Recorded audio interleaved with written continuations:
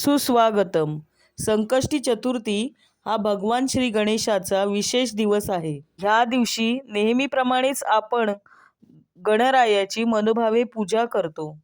गणपती बाप्पाला या दिवशी मोदकाचा नैवेद्य दाखवला जातो. मोदक म्हणजे आनंद, समृद्धी आणि भक्तीचे प्रतीक. संकष्टी चतुर्थीच्या दिवशी बाप्पाला मोदक अर्पण केल्याने आपल्या सर्व मनोकामना पूर्ण होतात अशी एक श्रद्धा आहे. तर मी देखील गणपती बाप्पासाठी मोदक बनवलेले आहेत. त्याची एक छोटीशी क्लिप मी या ठिकाणी जोडत आहे. मला मोदक करायला अजिबात येत नव्हते. ना पारी व्यवस्थित यायची, ना कळ्या व्यवस्थित पडायच्या, ना उकड व्यवस्थित येत होती. पण दर संकष्टीला मोदक मी बनवत असते गणपती बाप्पासाठी. तर म्हणतात ना, प्रयत्नांती परमेश्वर.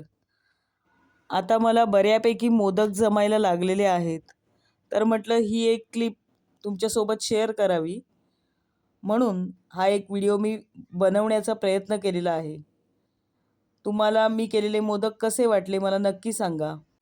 आपण वेळात वेळ काढून माझे व्हिडिओ पाहत आहात याबद्दल आपले सर्वांचे मनापासून आभार.